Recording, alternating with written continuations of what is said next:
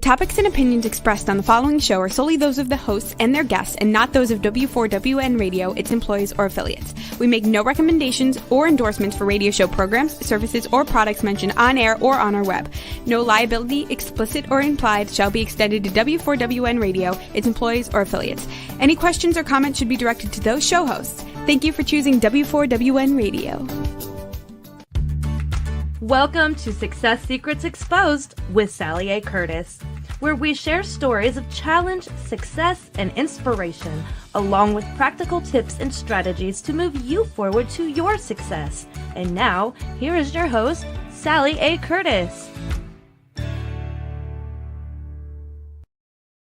Good evening, good morning, and good day to you all. Welcome to another episode of Success Secrets Exposed. I'm super excited to be sharing an episode on leverage, simplifying and scaling businesses today. So super excited because it's an area that I am very, very passionate about, and I have a fellow expert to share with you today in Donna Ashton. So for those that are new to the show, I'm a content repurposing whiz for speakers, authors, coaches, and consultants. It's my role to help them leverage their existing content into new profits. Sometimes that takes the form of turning their books into 2 years worth of content for social media. So effectively, all that I help them do is turn their existing content into new profits, which is a different form of leverage. Now, today we're going to be talking with Donna Ashton, as I mentioned. We're going to be talking about simplifying and scaling your business. Now, it's her mission to teach us how we can take our daily processes that we already have within our businesses and transform our business with adding a program to enable us to create a true lifestyle business and leverage our time, which is our most precious resource. And that's regardless of whether you're running a full coaching practice that's booked out, whether you're a busy agency like myself, or whether you're speaking and traveling, or just slammed with the everyday family inputs and activities that you have. Adding programs really helps you create leverage. It helps you create multiple income streams, and it can be all done without a lot more work. So let's dive in to how we can all tame a six-figure business by working less and making more. So please help me welcome to the show, Donna. Thank you. Glad to be here, Sally. Thank you so much. It's so exciting to be able to share your wisdom with the audience today. As I said, you and I are sort of kindred spirits in a different arena as far as it relates to leverage. So thank you for sharing with us. Oh, I'm glad to be here. Thank you. I'd love to find out how you personally found leverage for yourself originally. Yeah, sometimes we don't always plan. We stumble through our business, right? But I wanted to start my own business, and I had my twins. I have twin girls, and they were 7 at the time, and I was homeschooling them. So I wanted something that I could do from home that wouldn't take a whole lot of time. And we were using Waldorf-inspired homeschooling, and it was sort of, one of those things where you don't really know what you're going to kind of create. But I knew I needed some help as a mom who was homeschooling, and I knew there were others that needed it. So I just created what I call the Waldorf Connection, where I kind of contacted teachers and curriculum and experts and people who had been doing it. And then I would bring them in and interview them and talk with them and kind of then let people listen to these conversations. And, I turned it into a business by selling the recordings. And then as I went through, people started asking me, well, we want to hear from you. And I'm like, what can I talk about? I don't know much. I've only been doing this for a couple years at the time. And anyway, one thing led to another, and I started creating courses out of it because I just didn't have time to devote to have clients or do anything that was going to take a whole lot of time, because most of the day was homeschooling. And then the rest of the day, was just running the household and taking care of the family and shopping and cooking and all of that. Everyone. I had a very tiny window for business. And so I right from the very beginning kind of went to the one-to-many model, which I know is not usually the path I didn't know better. I didn't know what I was doing. I just thought, well, this is what I'm going to do.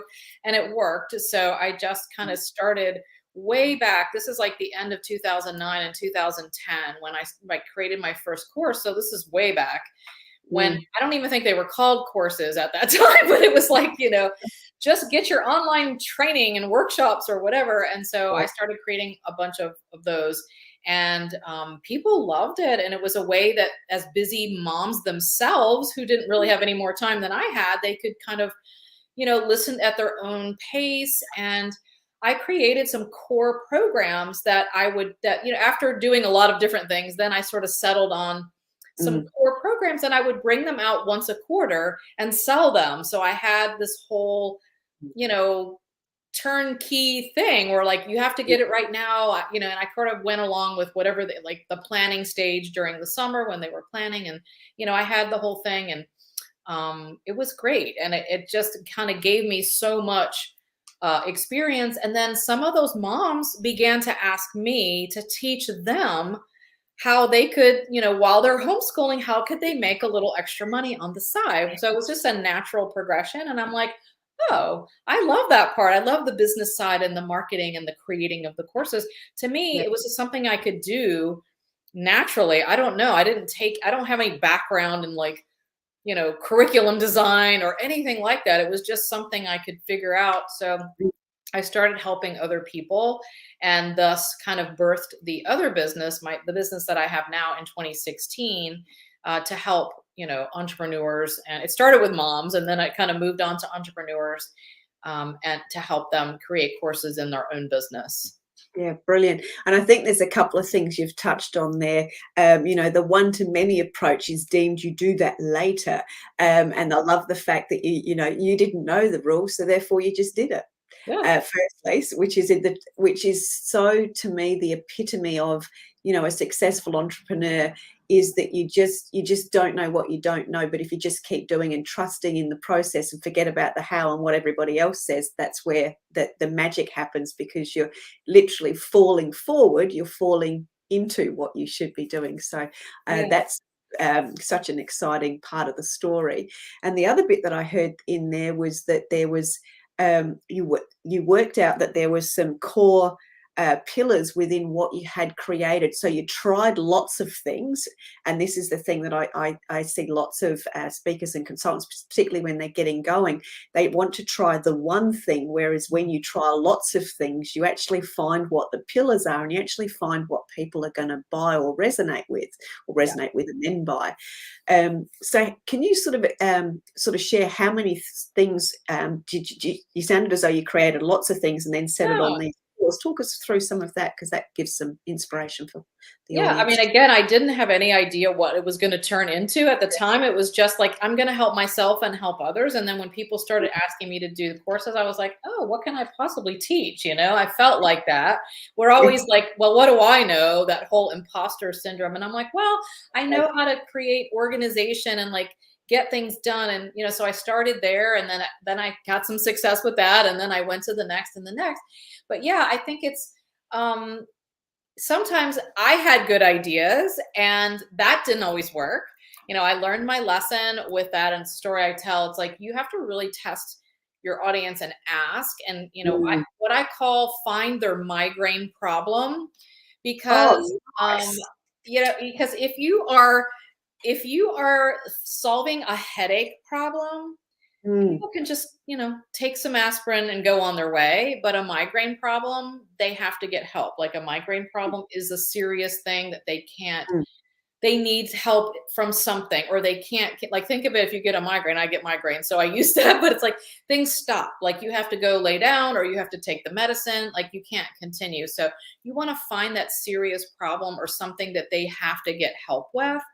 And I learned over the years, sometimes just creating something, thinking it's a great idea, and then launching it, and then it's crickets. Like, nobody wants that.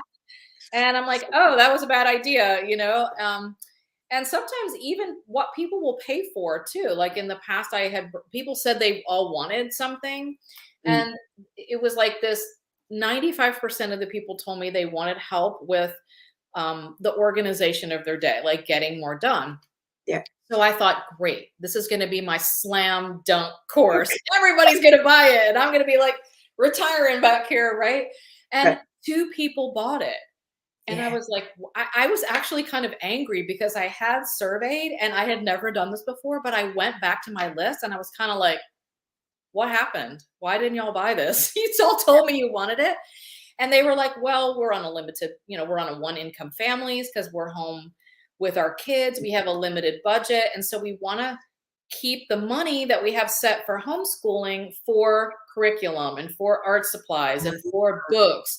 And they thought like for themselves, how to like get it all done in the day.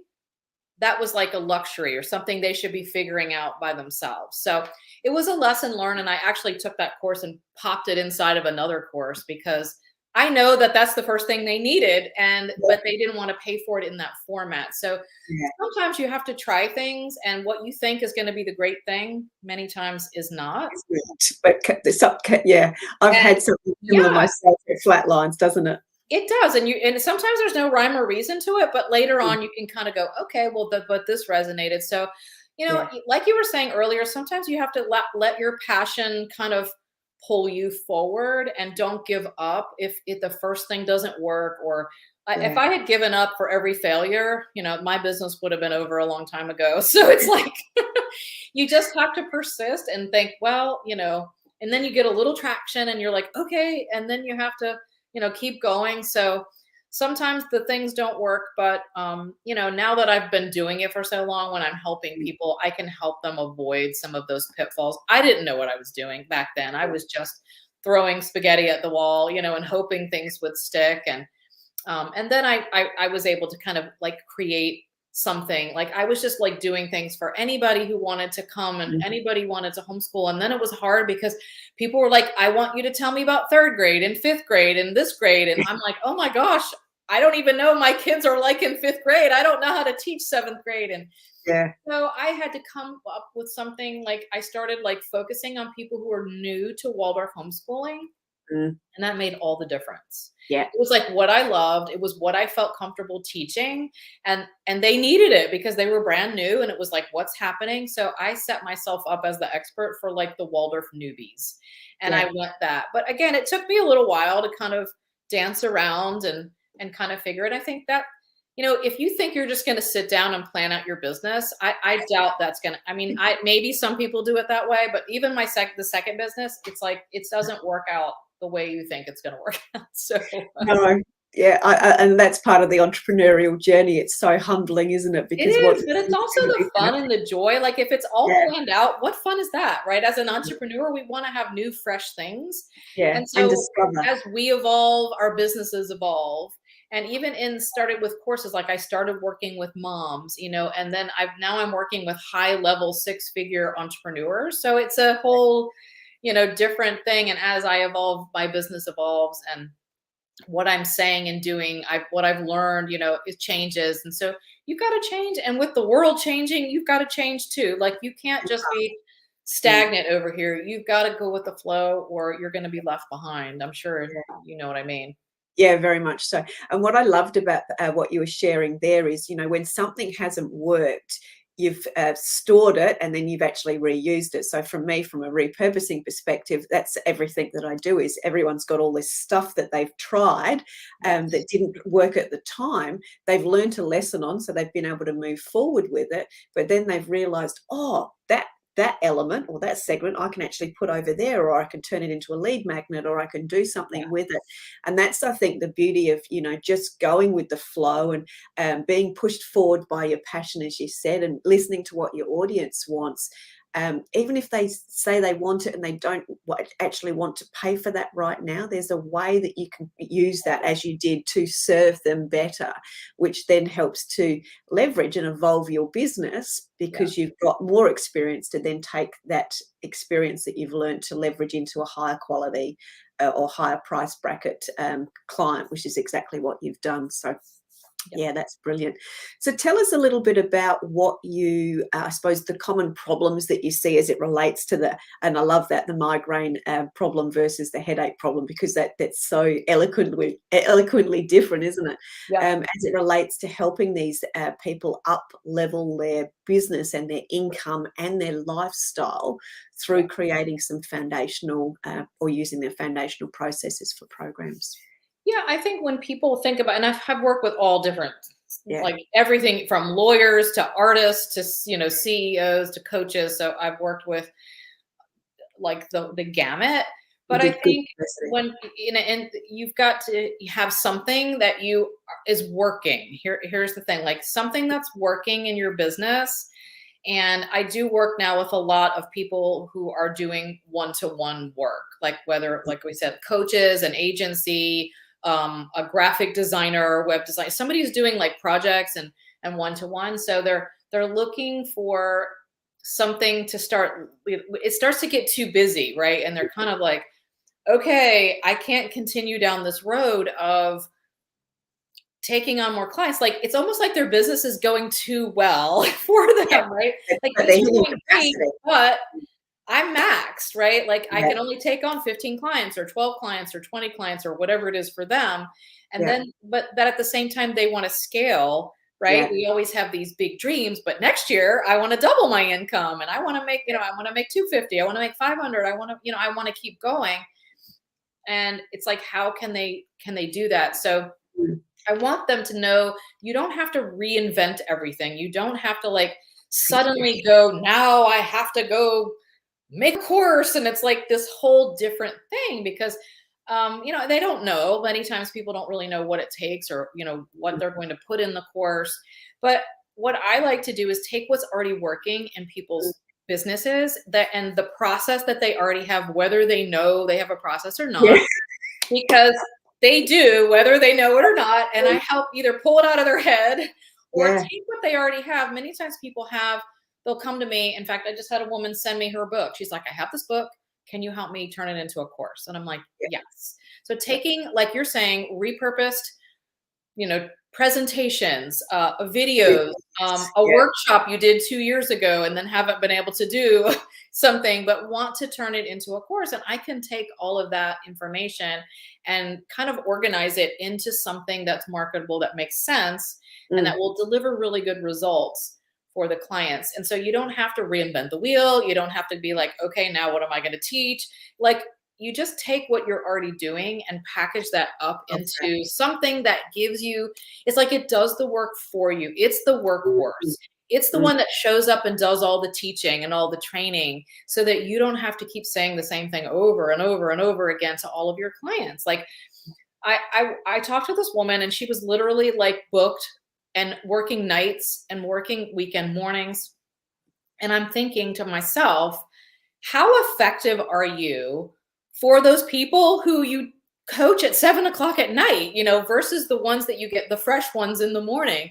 You can only do so much, right? You only have so much energy. And I feel like when you're creating a course, you're like bringing the best of you.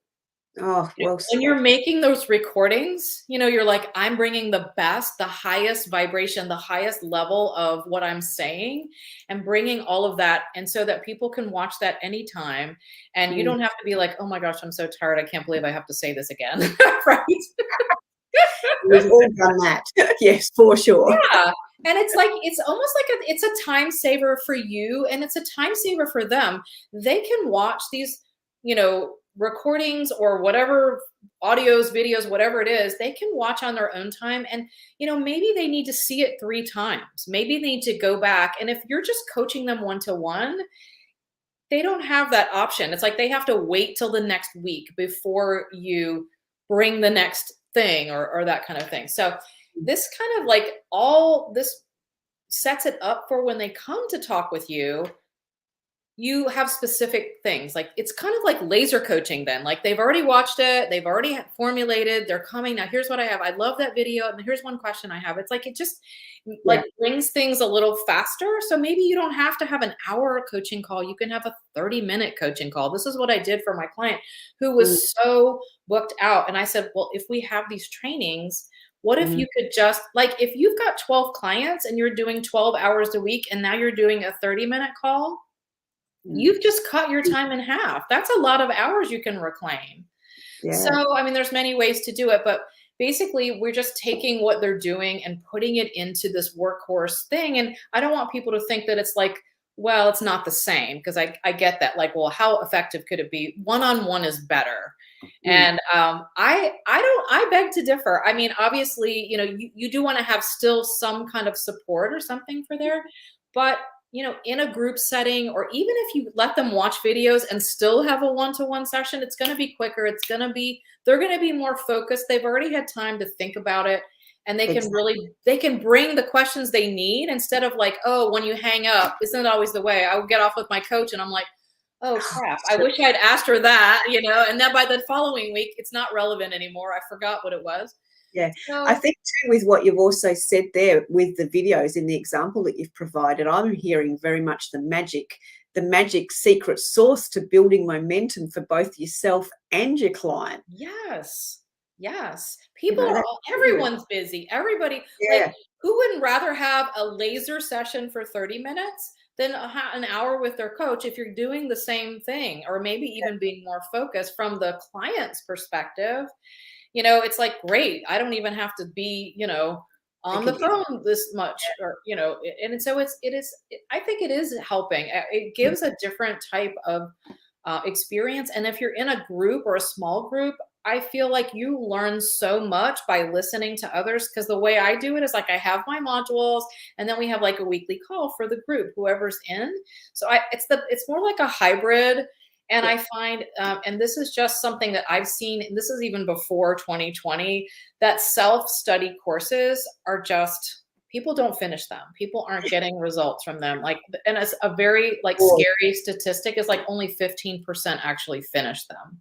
I have heard that. So the course industry, while it's still out there booming in digital this and e-course that, I feel like it's also, people want people now, I think, more than ever.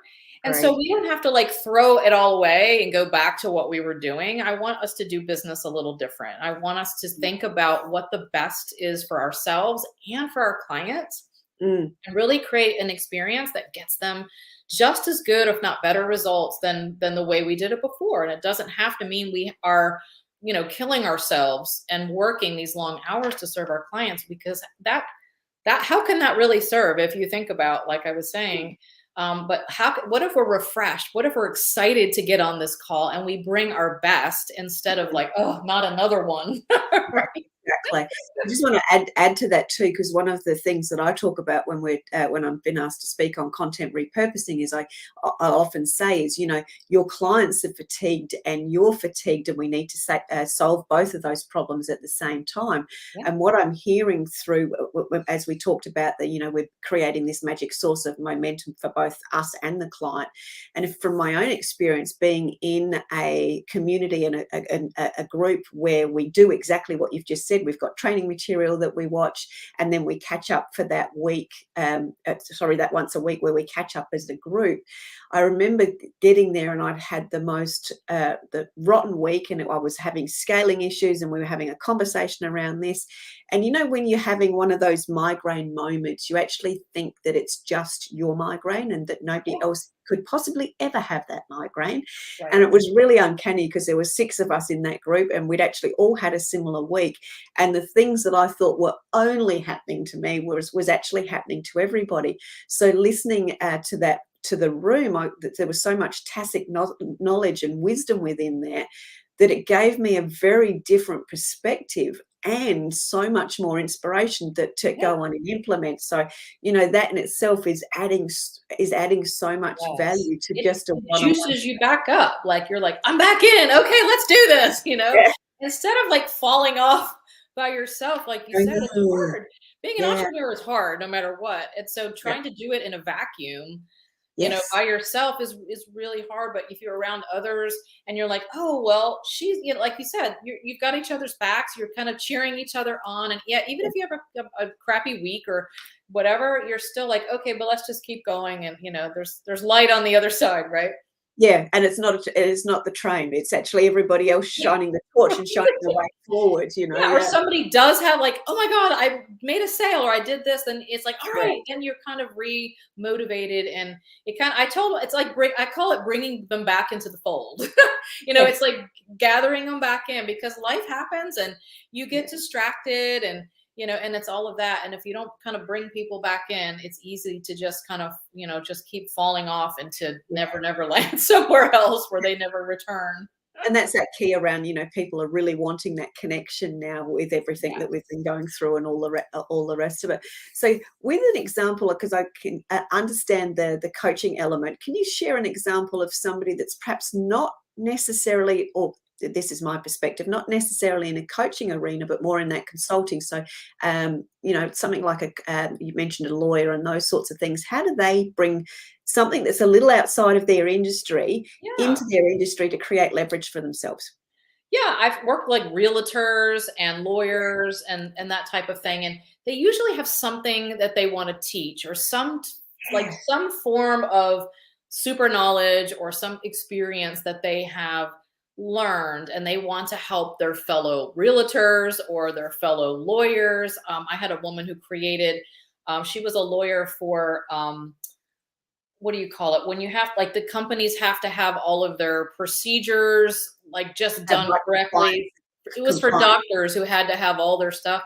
And she created this amazing course that they could just watch and do, because a lot of them were like, we can't afford you in the one-to-one setting. Like, she was very expensive to come in, but at the same time, people were like, but we need you. So instead of doing, $10,000 or whatever, I can't remember what it was, like whatever, she gave them another option, a little lower priced option. And then she would have a little support on the side for them, but not the whole thing. So same with like the realtors. I'm just thinking of a woman who was like she wanted to help people flip homes. And, she had a whole course on that. And one about how to use social media to get more, bookings, or what do you call them? When you sign people to contracts for their house selling or whatever. So it doesn't necessarily have to be somebody, that you're coaching. It could be, but it does have to be something that you're teaching, right? Because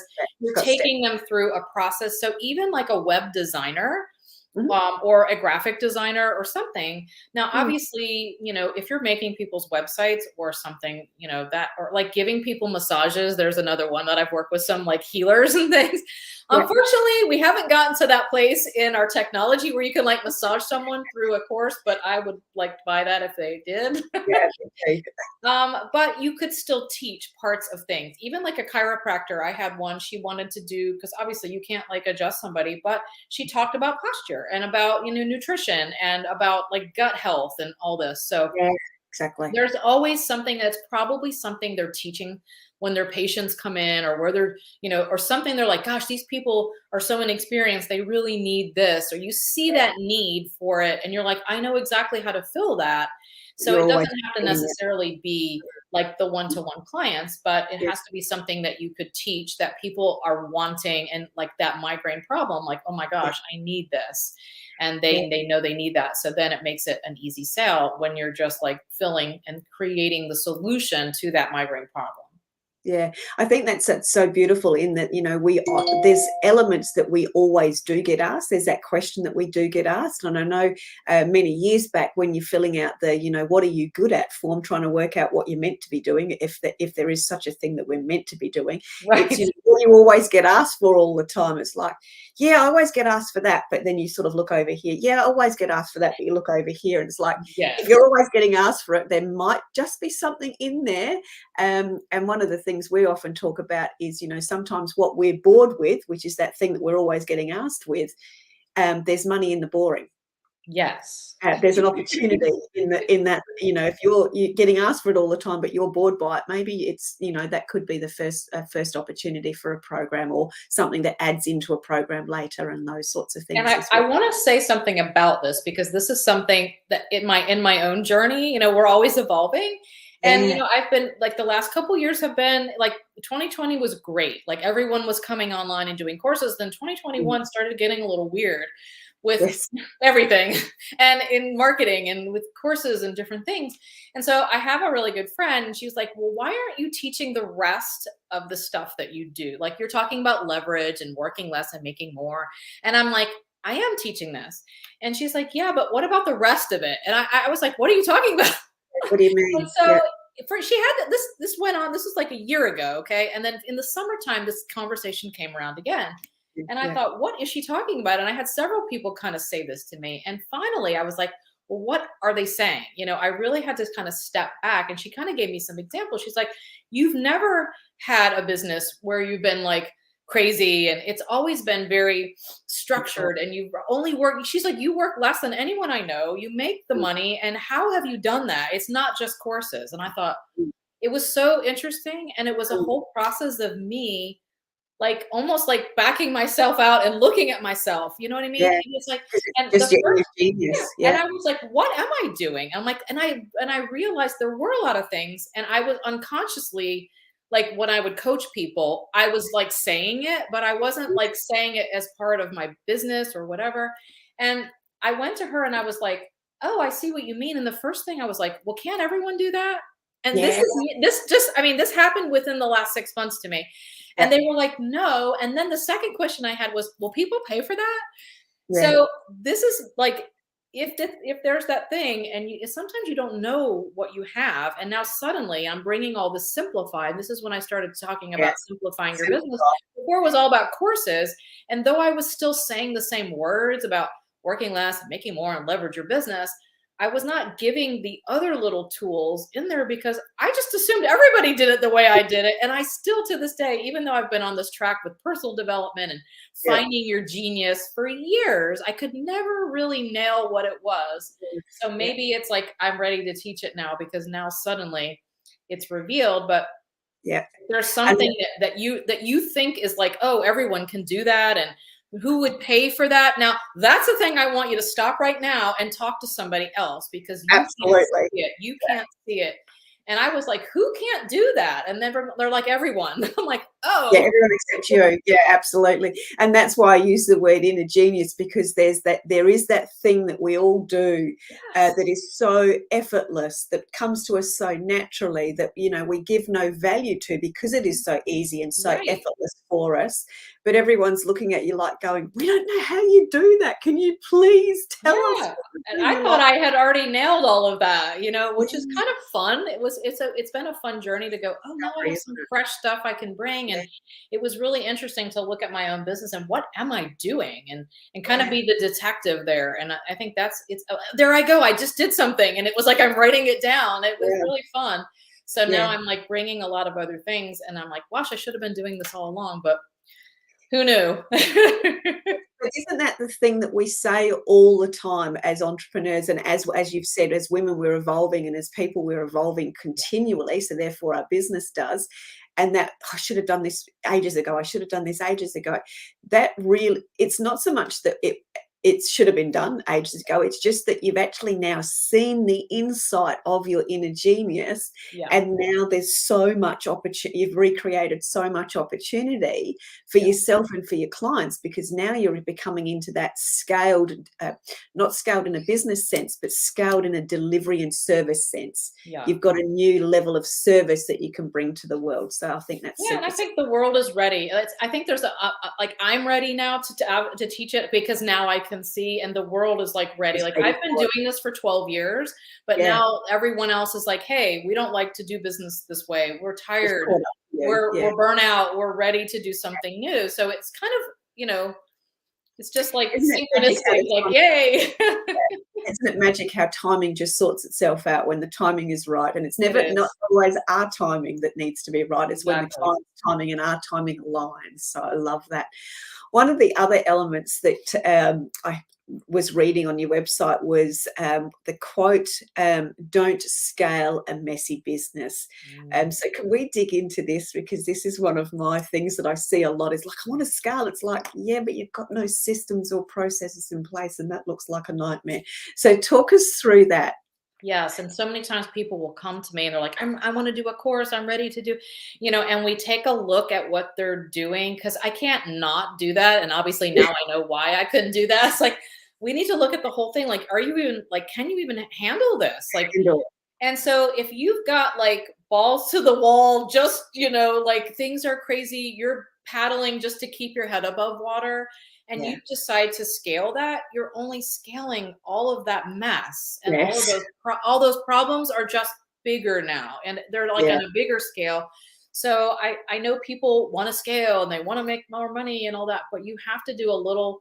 And again, it doesn't have to be like, okay, now this year we're just cleaning everything up. Like, I'm all about like, let's do it, and let's not, like, it doesn't have to take so long. I mean, some things, it depends on what what you have to do, but there are a lot of things that you can start to do to clean up, and it depends on what's wrong. Of course, if you don't have any systems, then you might have to get something. If you've got 12 different offers and you don't even know what you're just making things up, there's nothing consistent, then it's really hard for you. Like, how are you going to scale that? Like, what are you going to do? So it's time. And I think a lot of times people, and I agree to this in some ways, like, you got to hustle at the beginning and try to get almost to that 6-figure place, and just however you can, because just like me, I was trying this and trying that. And then you kind of start to get to that place where, okay, I've got money coming, I've got clients, I've got things happening, and things are going well. Now let's take a look, because if I want to go to the next level, what got me here is not going to get me there. And I think that's one of the big things. You think that you can just keep going, to scale into multiple 6 figures and beyond, but it's just, you're not going to be able to do it, because you run out of time and energy before you can make that money. Absolutely. Yeah. So you've really got to clean some things up. You got to take a look at what's working, what's not working. And really, I love the word simplify. To me, that just like encompasses everything. Like, I don't want you to be more efficient.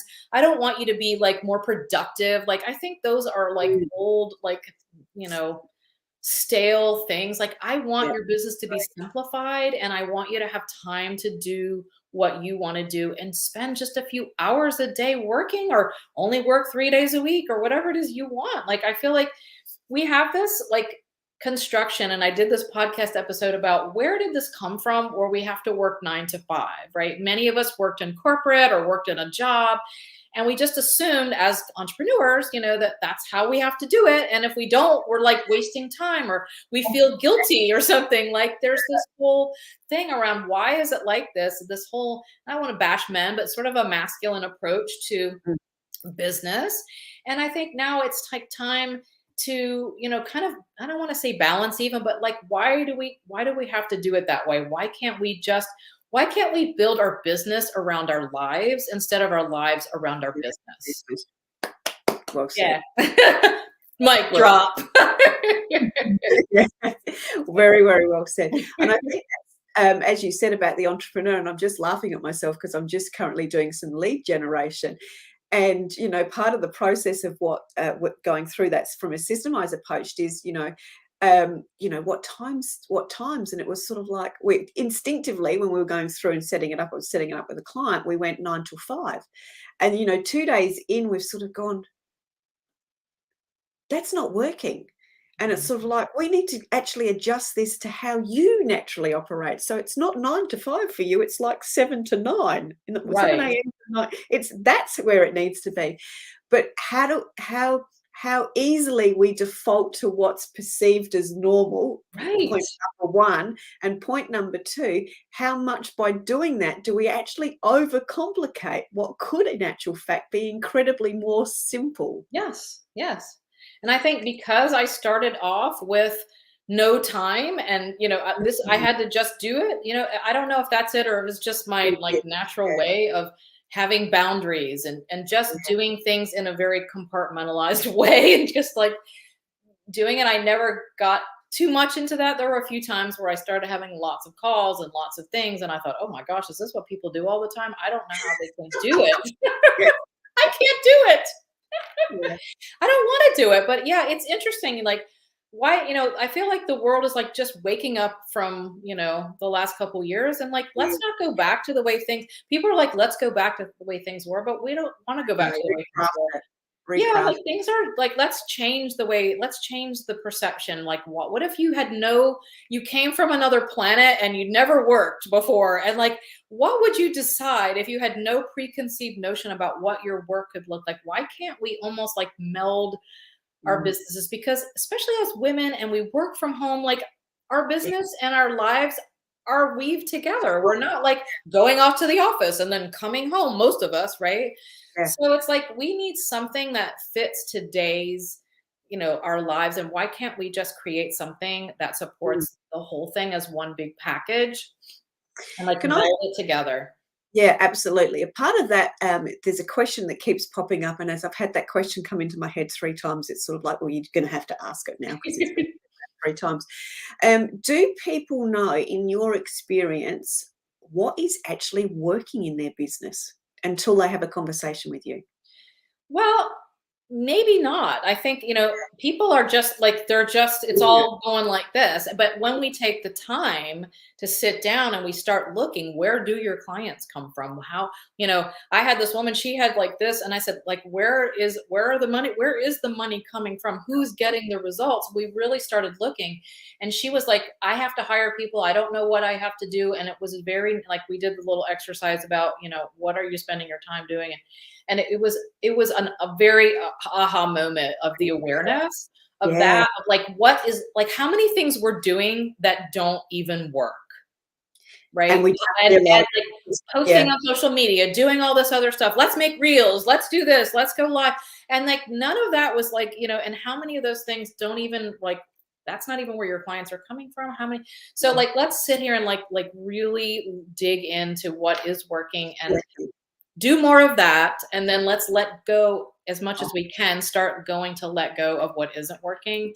Yeah, And it's like a breath of fresh air for people. Usually it's like it's like this sigh yeah. of relief of, oh my gosh, I want to make a simpler business and this is getting so complicated.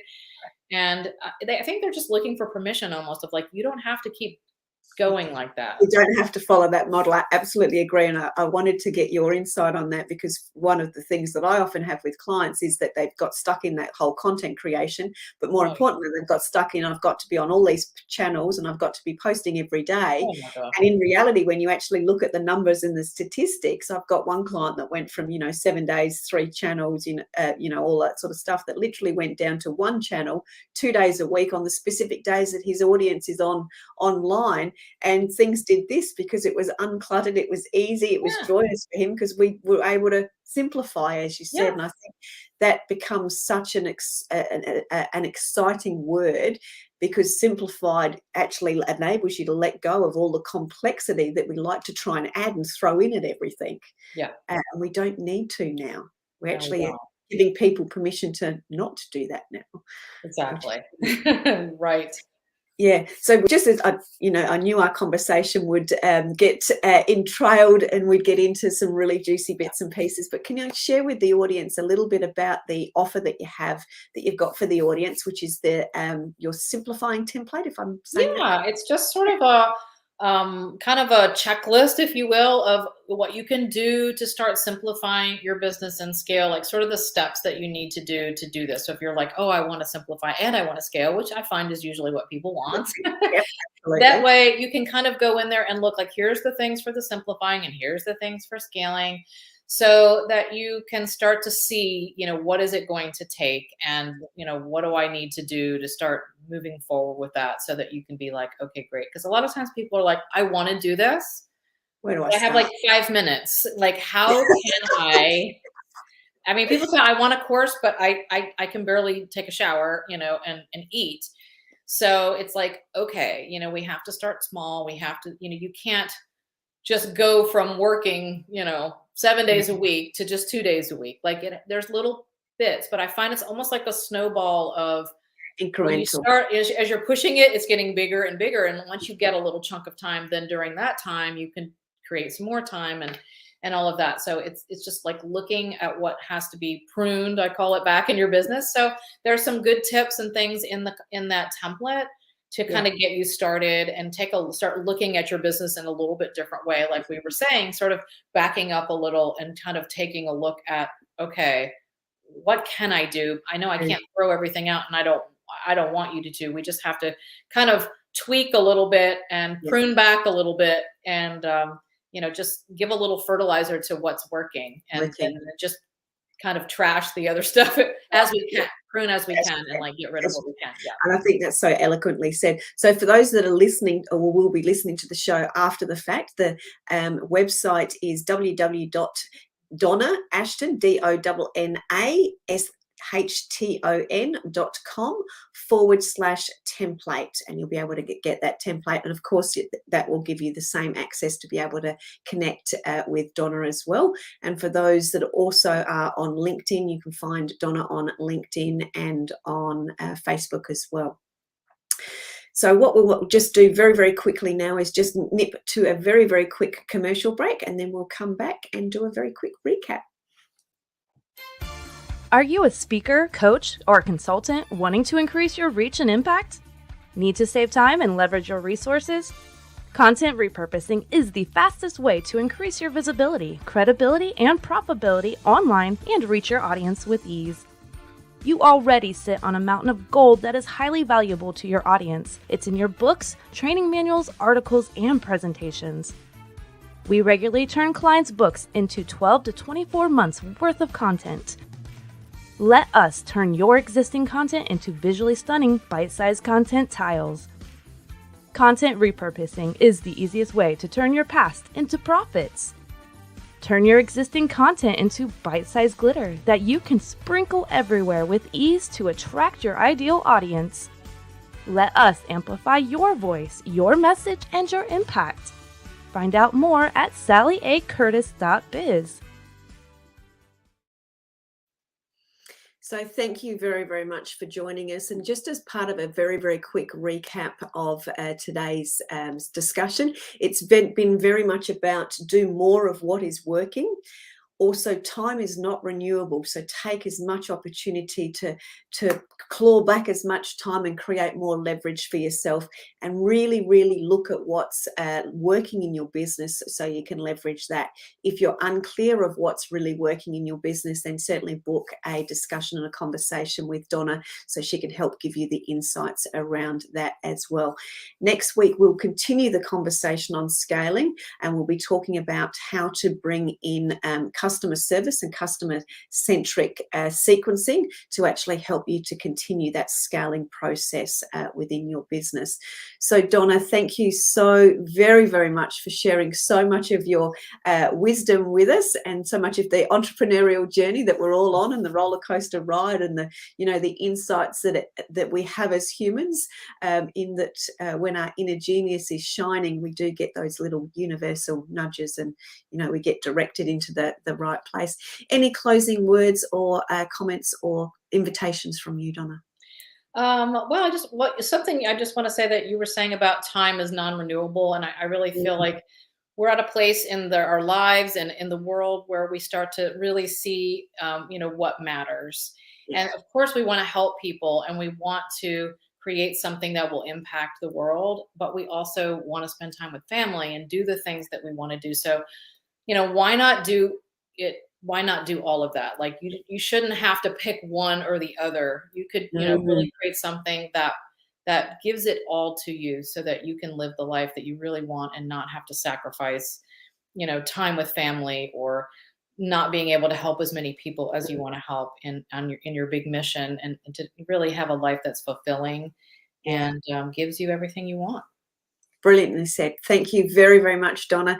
Thank you for everyone for joining us on today's episode, and I look forward to seeing you next week on another episode of Success Secrets Exposed. And for those that are home, a great warm and welcomed applause for Donna. Thank you very, very much. Thank you, and we'll see you all next week. Take care. Thank you. That's it for this week's episode. Thank you so much for joining us, and I trust that you got some inspirational tips to move you forward. You can find this episode along with many more on your favorite streaming platform such as iHeartRadio, Spotify, iTunes, and more. See you next Thursday at 7 p.m. Eastern Time for more Success Secrets Exposed with Sally A. Curtis.